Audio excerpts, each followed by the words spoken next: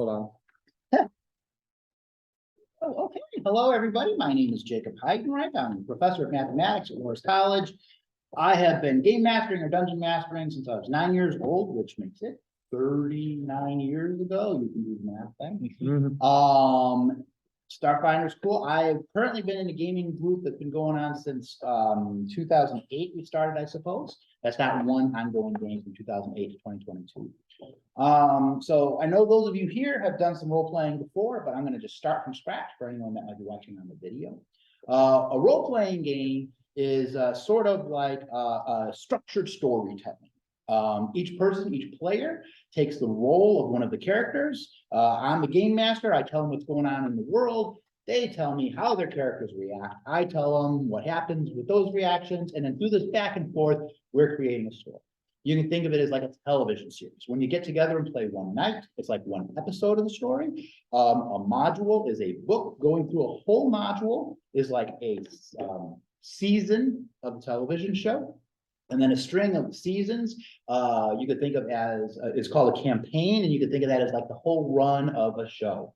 Doing a whole run, an entire campaign can take a number of years. For me, in my group, which has been going since 2008, we've probably done something around the line of 4 campaigns, I think, going about 2.5, 3 years, 3.5 years for each one. So what I'm going to do is just introduce you to Starfinder, the system, and then we're going to do a lot of learning by playing. Now, the way this works, as I said earlier, I tell you what's going on, you tell me what your characters do, and we go back and forth. And in this way, you get to be both like an actor, so you get to act the character out, but you also are like a writer, you get to decide. And as you keep playing, the character becomes more and more concrete, sort of in your head and what they want to do. Now, it's not just making up stories. As you can see, I don't know about those on the video, but we have a big map right here. Everybody has these little minis in front of them. These minis are going to go on the map and we're going to do stuff. Oh, yeah, there you go. Thanks, Paul. Yeah, they can't see the map at all. Yeah, So. I know. That's going to be tough. So I'll try to do visual cues as much as I can. Actually, you know, the people at home are not playing the game, so it doesn't matter if they see. So this is exactly what my map looks like that I drew. Other side. Oh, this way. Other way. This way. Okay. There we go. Yeah. All right. This is what it looks like. This is what the map looks like. The idea, each little square counts as a 5 foot by 5 foot square. Now, whenever you want to do something in which there's a case you might fail, talk your way past guards, force open a shut door, shoot at someone and hopefully hit them, you roll a die and see if it's a success. Each character, through an elaborate system, has what's called bonuses. When you're going to try something, like let's say shooting someone, you roll a die, you find the relevant bonus on your character sheet, you add it to the die, and hitting a particular person or just accomplishing a particular thing has a certain number you have to beat. That's called the difficulty class. If you beat the difficulty class, the action succeeds. If you fail the difficulty class, the action fails. So as much as we're trying to construct a story here, we always have to keep responding to what the dice are letting us and not letting us do. And so this is how it's, the role playing is the story making part of it. The game is the dice rolling and attempting to do things. And so it's this elaborate interaction between these two facets, which creates interesting, fascinating, and exciting games. So that's the idea behind role playing games in particular. Any questions about that? I'm just gonna hold up my character sheet to the camera so Okay. you can see what that looks like. Yeah. So this whole, this does not show up very well, but oh well. This whole thing is basically your character, what they can do, what their skills are. So we'll be diving that more into when we do the play video. So which will be a separate video from this one. Right. And also that reminds me, usually you create your own character. There's a system for creating a character, coming up with a name and all your ability levels and such like that. But because we're going to just learn by playing, and I'm not assuming anyone here has played before, I brought pre-constructed characters that we're going to play in order to learn the game. And you kind of have to know the game a bit before you can construct a character. You need a character to play the game, sort of a catch-22. So here we are with pre-constructed characters. But, you know, playing in general, you would usually create your own character to interact in this world. And if I was somebody who wanted to play this game, where would I find such pre-generated characters? Online, you go to the Paizo website. Now they have this section where you could purchase digital content. Now they have these digital characters online for quote unquote purchase, but it costs $0. So you go to purchase them, you put them in your cart, you pay for them, you get a receipt, you download them, PDF to your laptop, and then you can print them off. How do you spell that? Oh, I'm sorry, Paizo. So that is, I don't have a. If you also Google Starfinder, it's like the top result. That's right. That's Google stuff. So that's where you can get these characters from. Be careful that you're not doing, Pathfinder is the fantasy, like Dungeons and Dragons version of this. I accidentally downloaded all of them first and didn't realize till I started printing them, and I'm like, oh crap, this is the wrong system. So make sure you got Starfinder, not Pathfinder, if you want to. Pathfinder, of course, you do that. Oh, just for the people at home, just for anybody that's new to role-playing games, if you are interested in Dungeons and Dragons, they have the same thing on their website too, where you can just download pre-generated characters. They go up to like level 10 or something like that. So I recommend you do that before you actually play. So side note over. Okay. Now your characters will start at the beginning, which is called level 1. And as you accomplish things, you earn experience points. As you reach certain thresholds of experience points, you gain a level, you go up a level. And as you go up a level, you get stronger, more abilities, more things. As you're going through your adventures, you're going to get money somehow in various ways. You're going to be able to buy that money to get better equipment. So your characters are slowly getting better and better and better. And the challenges are getting higher and higher as well. So I just talked about the season, you know, these TV shows and the season and the campaign. The sort of arc of all that is your characters leveling up, getting more powerful, and facing more powerful challenges. This particular adventure that we're going to start with today is called Incident at Absalom Station. It's for characters levels 1 to 3. Characters are assumed to start at the beginning at level 1, and by the time they finish this season of adventures, if you will, they should be at level 3. And then there's a sequel. There's actually 6 books in this particular arc, going up through level like, I've lost track now, 15, 16, 17, 18, whatever. You could do the math. What's the level cap in Starfinder? 20. Okay. The level cap is 20. So that's as powerful as you get. All right. So that's the overall system. Should we start talking about characters now? Sure. So, Would you like me to bring over our Starfinder book? oh, if you want to, yeah. So I have my rule book. If anyone wants to have copy, another copy, I can pass this around. But the more rule books we have at the table to pass around, the better. And I don't need it all the time. I'll need it occasionally. Library, shiny book. I was just about to say, Oh, and yeah. also available at the James K Public Library, we have the core rulebook as a checkoutable item. You can check out for 2 weeks if you want to try this game. And there are copies of the character sheets in there that you could Xerox out if you want at the end of the book. So you can actually Xerox them out of the book too.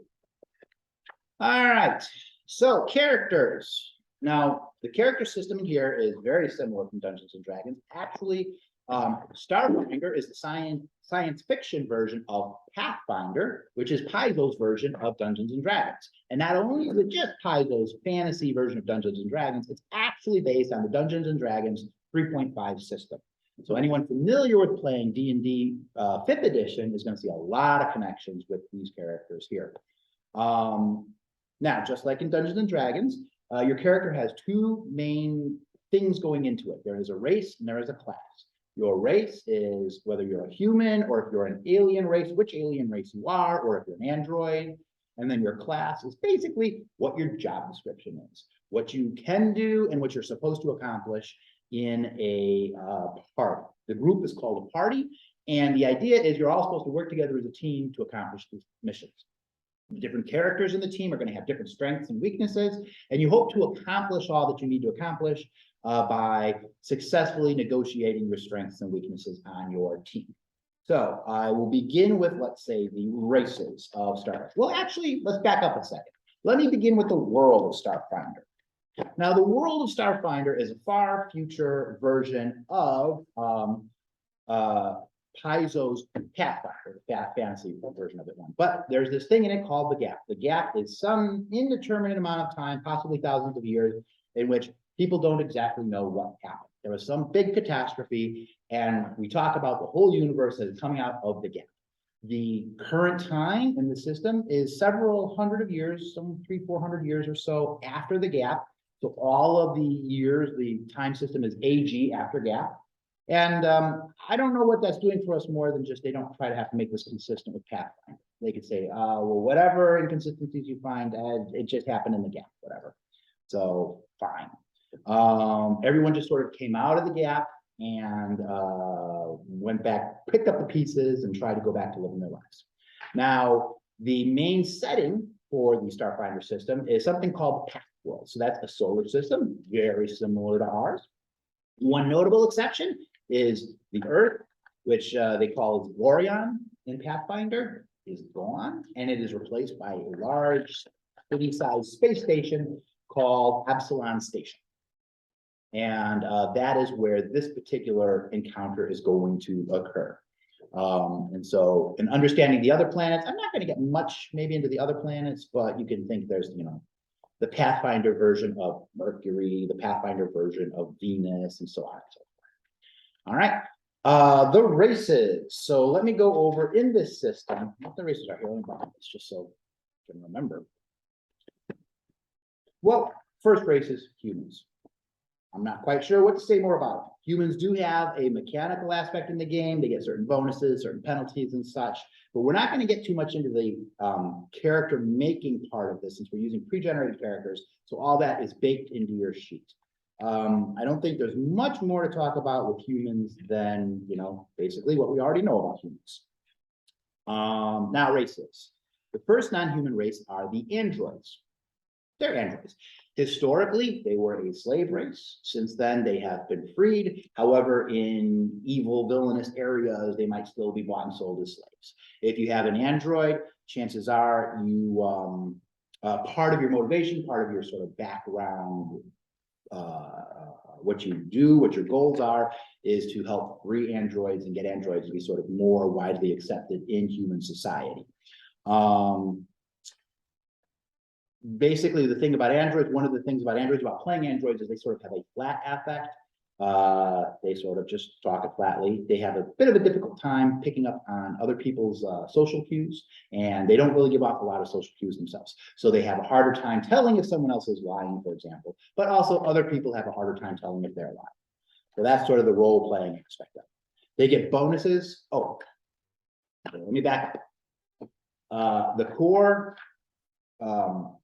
The core description of your character is in something called abilities. This is the same as Dungeons and Dragons. You have the abilities of strength, that's how strong you are, dexterity, it's a combination of your ability to aim, your ability to do things with hand-eye coordination, your ability to sneak, constitution, which is your general healthiness, your ability to resist diseases or poisons, as well as your endurance. Those are the three physical traits. The three mental traits are intelligence, book smarts, wisdom, street smarts, as well as your willpower, and charisma, the ability to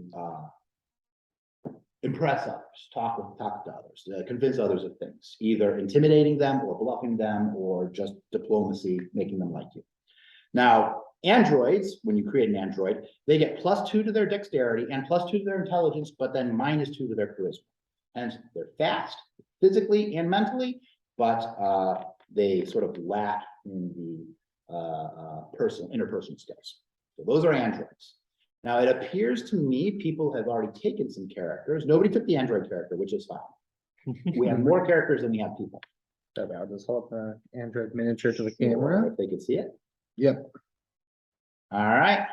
So the next race is a Kasatha. Kasathas are 4-armed beings. Again, we have a Kasatha here. It does not look like anyone took it, but we want to show them what a Kasatha looks like. Here we go, folks. So long head, 4 arms. Aside from that, basically looking like a regular clothes-wearing humans. Kasathas come from another solar system. We currently have interdimensional travel, like think of it as like warp speed, where you can go really fast. But we've only had that for about 100 years or 200 years or so in the recent past. The Kasathas set out on a generational ship to travel and to try to colonize the Pact Worlds. They set out millions of years ago, before there was really any life even on the Earth-like planet, and spent the whole time getting here. And when they got here, they discovered not only was the solar system booming with life and everything was already settled, but people have fast interdimensional travel, interspace travel. That's great. So what they did was they parked their generational ship in orbit around the sun, and basically it's like one of the planets. Their culture, I think I would describe as rather Japanese, very formal, very having a lot of conventions and such. For example, they never show their mouths. It's one of their traditions. As a race, they get +2 on their strength and wisdom. They're very strong. They're also very street savvy, but -2 on their intelligence. They're a little more on being good and wise and not so much on the book learning. All right, the next race is the Lashunta. That's a Lashunta right there. So Lashuntas, they basically just look like humans with antennas. So Paizo and Starfinder are not beyond the good old Star Trek.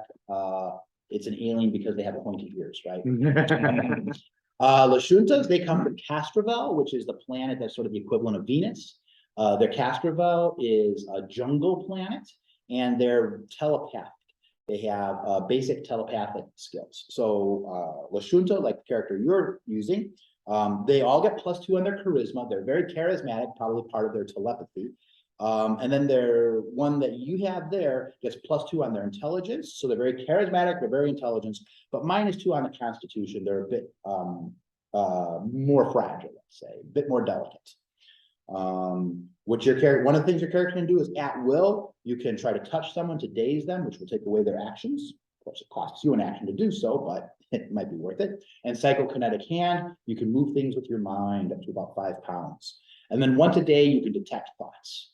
You can basically, it's like sonar, but picking up thoughts of people who might be hidden and trying to read the surface thoughts of people. So, and you can talk to other people telepathically. So that's part of the Lashunta thing. Next are the Shurins. You have a Shurin right there. You want to show the people back home? These are the insectoid people. So recently, the pack world has been threatened by a large alien race of insectoid aliens called the Swarm that just fly through and consume planets, all the resources in planets and such.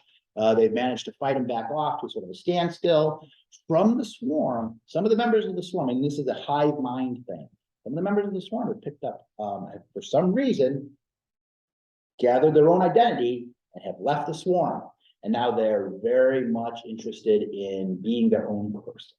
So the Shirins, which are the sort of unique individual people that are no longer part of an evil hive mind swarm, tend to be, they like their independence.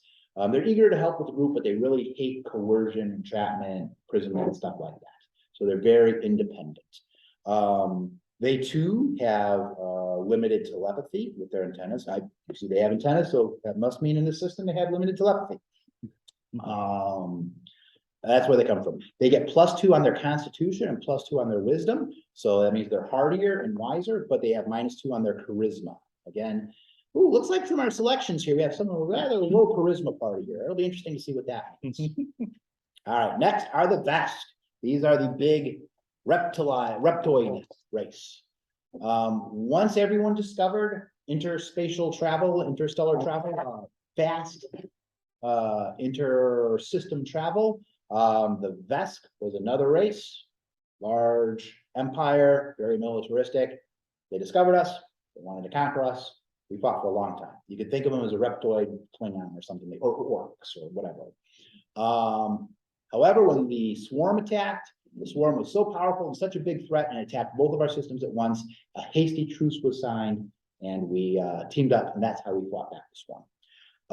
The Vesk get +2 on their strength and constitution, so they're strong and they're hardy, -2 on their intelligence. So this goes into, I don't know, like Klingon, orc, whatever slot that you want. Gorn. Right. And then lastly, the Isoki. These are the mice people. So Paul is a mouse person there to show us. No one knows exactly where they came from. They're everywhere. They are a sort of a diaspora race. They're extremely common in sort of slum areas, stuff like that. They usually have, they have some description here. You talk fast and often, you see language is constantly evolving, seamless, boundless energy and enthusiasm, adore technology in all its forms, and love taking devices apart to see how they work. So you often have Isoki as things like engineers or, repairmen on a ship, kind of a thing. So they're really good with technology. And they're savvy and street smart. They get +2 on their dexes and intelligence, just like androids, but -2 on their strength since they're small. And also, I haven't told you guys all of the abilities of your particular races, but we have a limited telepathy. The Isoki also have cheek pouches. They can store up to a cubic foot of items in their cheek pouches and can transfer it to their hand as a swift action. So there's some additional storage you have there. Cool. There you go. Just hide a pistol in your mouth. Yeah. Although I think by now people will know that trick from me. So I mean, if it's anything like a squirrel, like, they're it'd be like, it's like, what you got? It's like when my dog is like eating something. all right, so those are the main races. They're not all the pack world races, but they're the central player character races, the races that we play. Anyone have any questions on the races? No.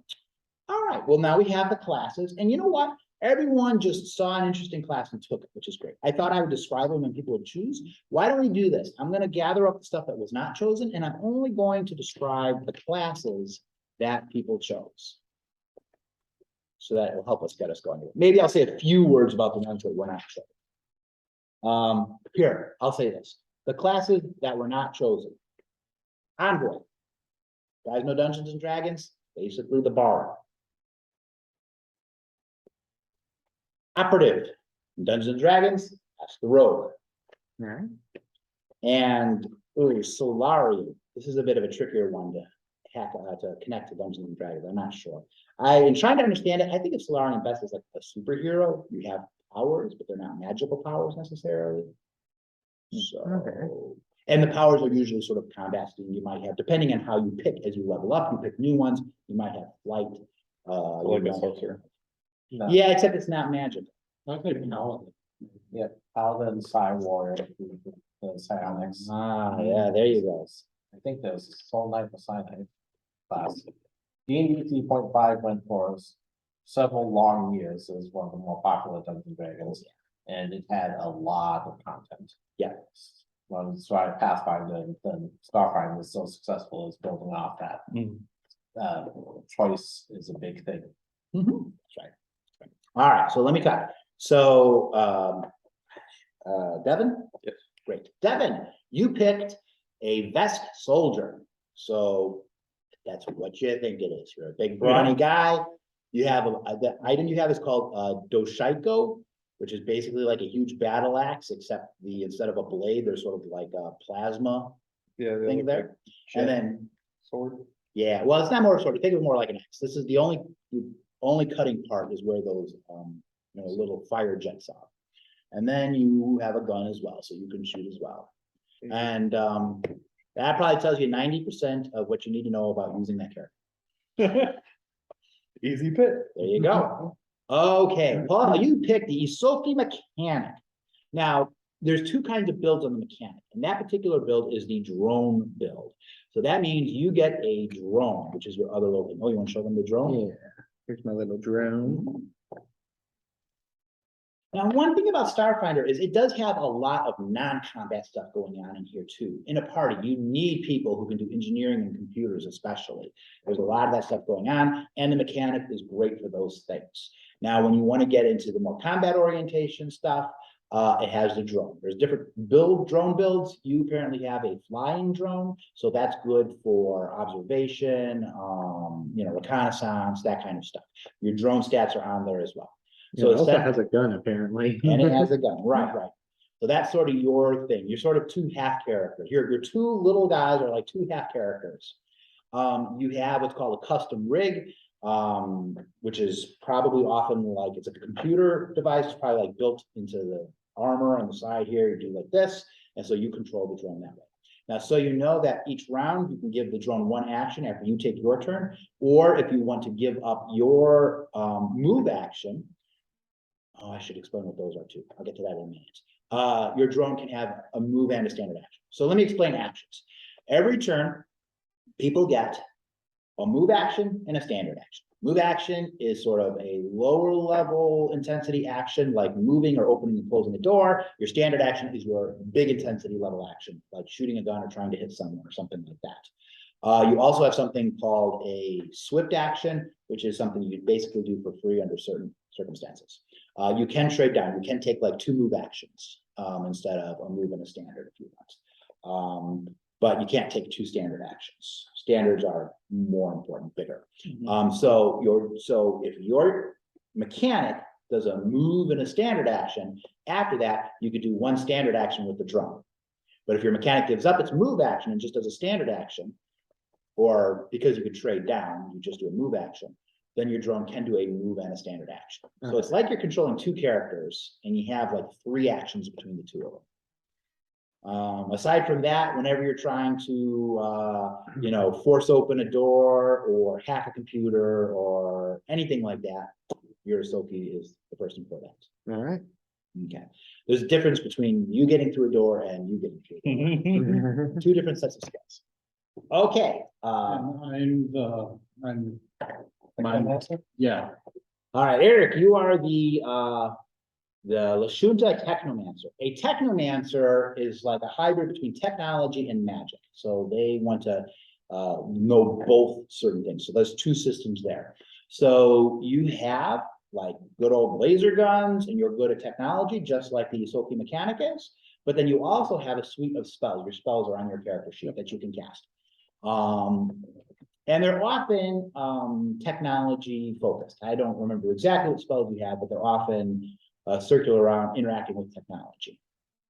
An important thing is, do you have something on there called, can I see your sheet for a second? not much of it, slow. No, there isn't. Spells.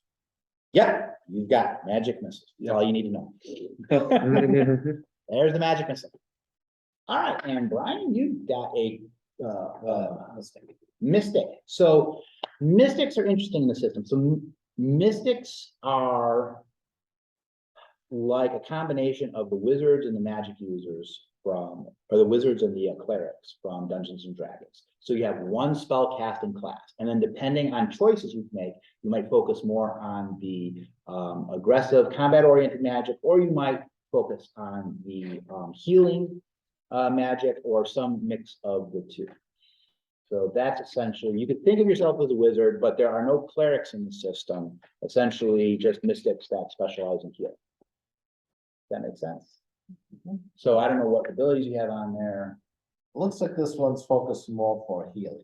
Okay, so you're then probably here. So you're probably more the combat wizard, you're probably more the healer, you're the frontline fighter, and you're just special.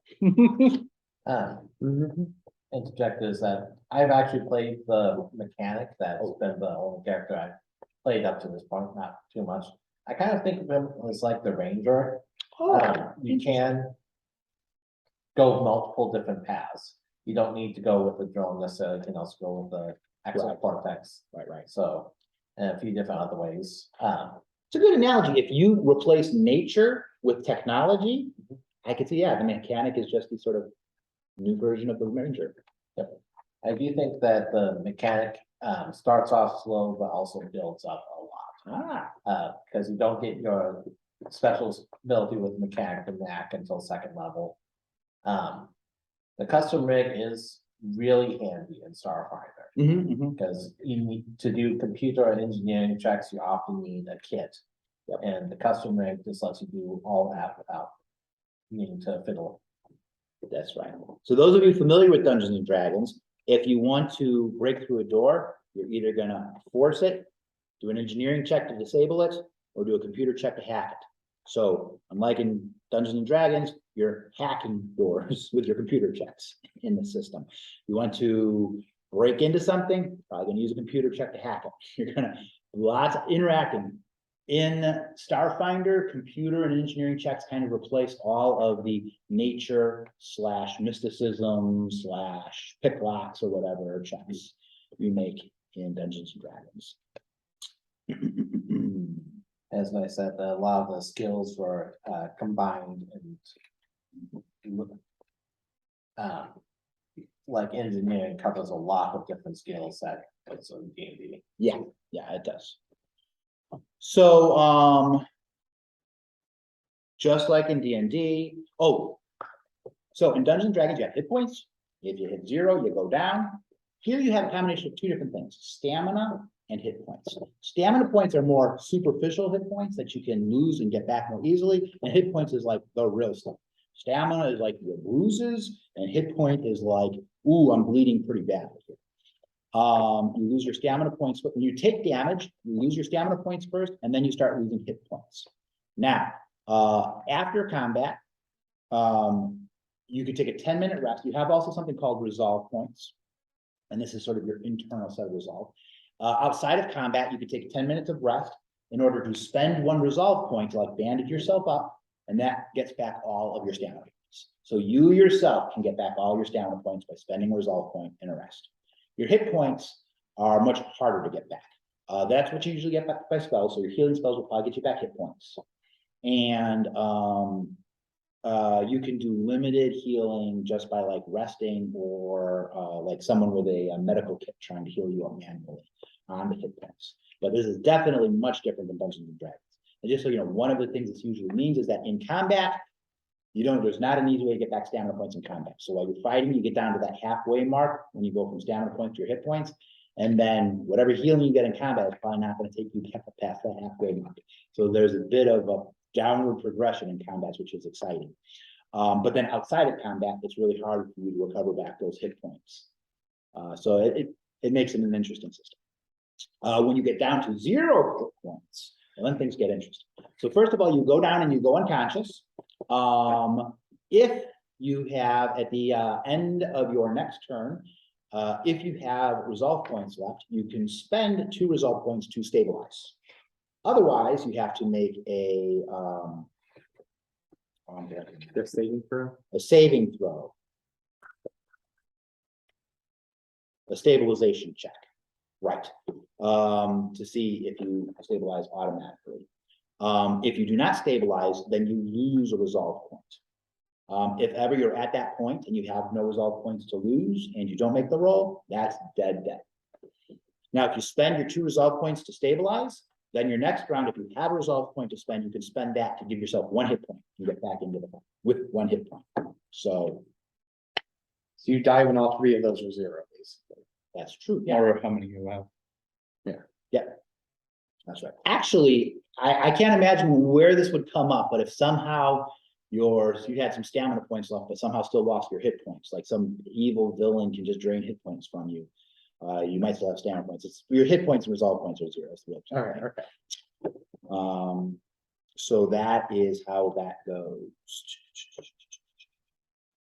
Basically, outside of that, so that's, you can see on your sheet here in the upper left-hand corner, you have SP, those are your stamina points, HP are your hit points, and RP are your resolve points.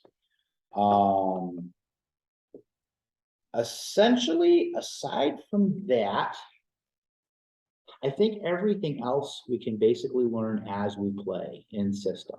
The rule of thumb is, I tell you stuff, you guys tell me what you do, I tell you what happens again. If you want to attempt something that you could fail at, I'll point you towards your bonus on the sheet, what you're going to add bonus. You roll, I would know myself in my head what the difficulty class is. You would roll a 20-sided die, add the bonus that I direct you to, and if you beat that number, you succeed, and if you don't, you fail.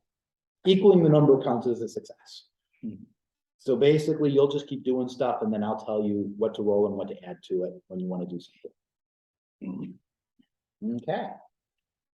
Any questions?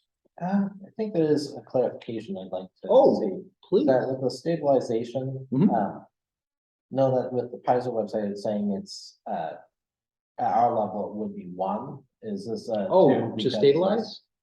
Yep, it's spend a number of resolve points equal to 1/4 your maximum. And ours would be closer to 4 then. Yeah, you're right. Okay, so it'd be 1 to stabilize and then 1 to get back into the fight. Honestly, I said 2 because in my Monday nights, they're up to like 8th level already. Yep, I thought it might be something. like that. Yeah, but good to know, because I know this character right here that we didn't pick only has 2 resolve points. Yeah. So that would be a bit tricky. And there are some rules that I think best demonstrated as we go. But one thing that I think was neat to know with Starfinder is that if there is a question of rounding, it's always round down. Yep. And that's made a lot of tricky math a lot easier. Okay, thank you very much. Oh, all right. Anything else anyone wants to ask or add on? For gear and stuff, are you gonna go into that? Well, we have gear. Okay, So on your sheets, it has gear description. Mhm. So you know what, I'll give you some time, maybe in between the two videos, we'll pause a bit so people can look over their sheets.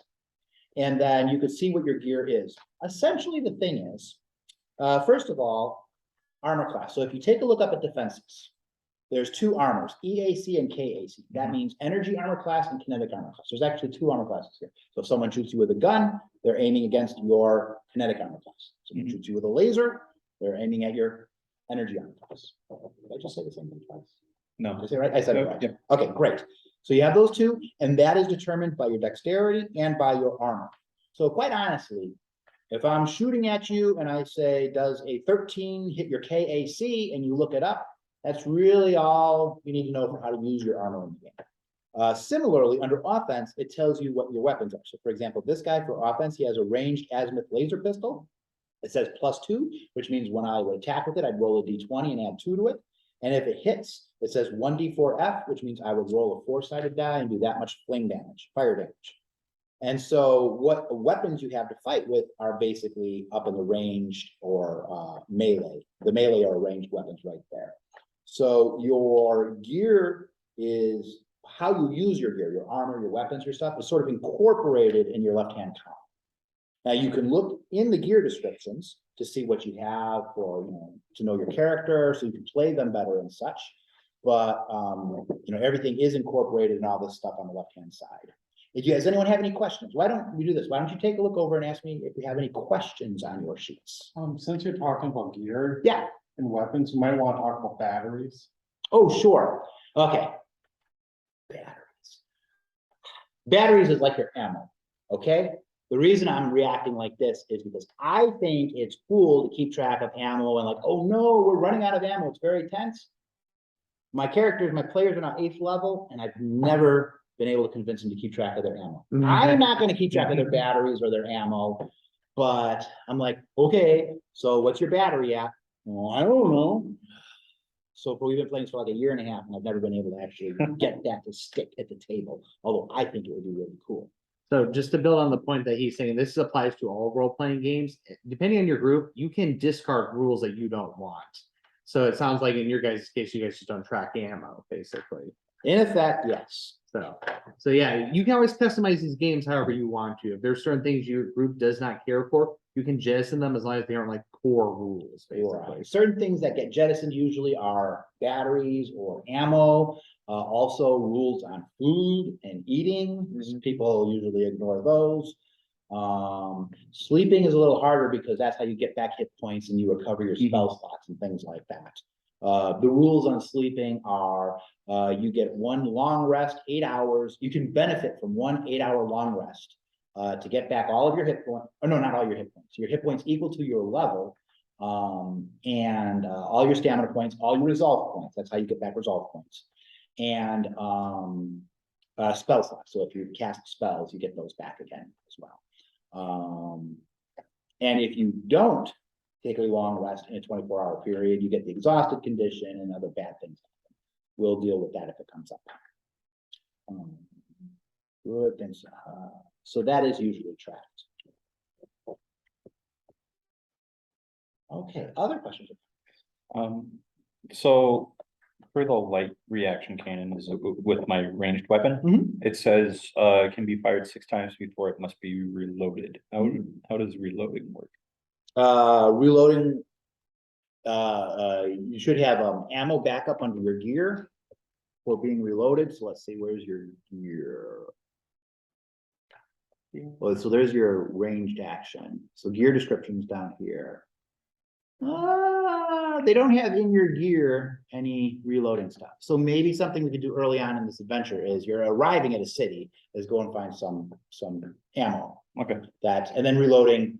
I don't remember exactly. Okay, something else which is common in dungeons and role-playing games is there's a lot of rules. And usually what happens then is if you don't know a rule, you just come up with an ad hoc decision, and then you look up the rule before the next session. And I'll say reloading would be a move action. Okay. It might be a standard action, might be a full action. Full action means that both standard and move together. But I'll just say a move for now until we learn otherwise. And given that you don't have any ammo, it's sort of academic. Yeah. Good questions, good questions. Other questions? Also, remember, this is for the people at home, so if you have things to add to for their benefit, please do so. One thing I'm noticing on the basic sheet is that it doesn't include range on several different items. Oh, it doesn't. Mind thrust, I see my spell, doesn't have range listed. Hmm. The nice thing with Paizo is that they include most of the stuff on an archive, online archive. that you can look up. So I can see that it says 25 feet plus 5 feet every 2 levels. Somewhat more concerning is the weapons. Mhm. And this is something that is also hard to put on the sheet, is that a lot of the different ranged weapons have different ranges Mhm. that the most effective at. I don't know if you want to go into what the penalties for nitty gritty or well, want to just keep it simple. Well, weapons have a range. Unfortunately, like you said, yeah, I didn't notice it's not on these pre-generated character sheets. I would go ahead and look them up, but if people have phones on the ready to go to the site that you're talking about, that's usually pretty quick too. What happens is if you shoot beyond your range, but less than twice beyond your range, you take a -2 penalty. If you shoot between 2 and 3 times your range, you take a -4 penalty and so on. It's just basically penalties.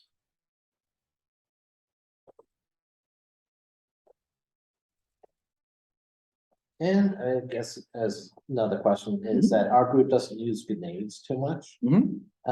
What happens if I miss? Okay, well, when you throw a grenade, you don't target a person, you target a intersection point between squares, a node between 4 squares. And I don't remember exactly, but I think it's something like a DC 15 to hit that. It says DC 13. Oh, 13. Here. There you go, DC 13 hit it. And that would be a throw attack. They don't have it on here. So there are character sheets, and the character sheets have throw bonuses, Yeah, it but says 15 feet for me. well, there's a difference between the range you can throw it at, and then when it explodes, the range of the explosion, the radius of the explosion. I believe it would be 15 for the radius explosion. All right. So here we go. Okay. It depends on the grenade. Yeah. Mine's 10 feet. Right. It depends on the grenade. What is it? There you go. Frag grenade 1, explode. Yeah, 15 feet is the range on that. And then in that radius, you do 1d6 piercing damage, and they can make a reflex throw, say DC 13 for half damage. Okay. And if you don't hit that, oh, the DC 13 is their reflex save for half damage. Mhm. So it might be the case. Does it say 15? I don't know. DC 13 for both shock and frag. Yeah, now that's the DC on their reflex save. For you actually hitting it, let's just make it it's actually a strength check. Strength check. Right, so whatever your strength is, you roll, you add to that. If you beat, let's say, we'll just say 13, then you actually land it there and do the 15 in each direction. If you fail, we roll a die to see which direction you drift in. And then we determine the drift. I can't remember exactly the details on that, so it could drift. It did happen. So this module here is the adventure I'm taking my family through. And it did happen in this module that my daughter was playing a soldier who was grenade built a grenade build in particular. She threw a grenade, it drifted back into the party and blew up in the party. And after that, she decided what she wanted to change her build. So that kind of thing can happen.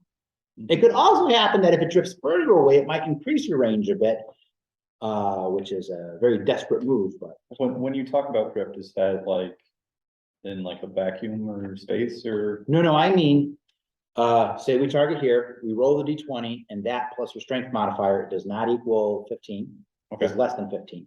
Then we roll a d8 to see direction, like 1, 2, 3, 4, 5, 6, 7, 8. Oh, okay. And then we roll another die to see how many squares it drifts. And then it blows up here with a 15-foot radius, Okay, which means it could bounce back towards you or something like that.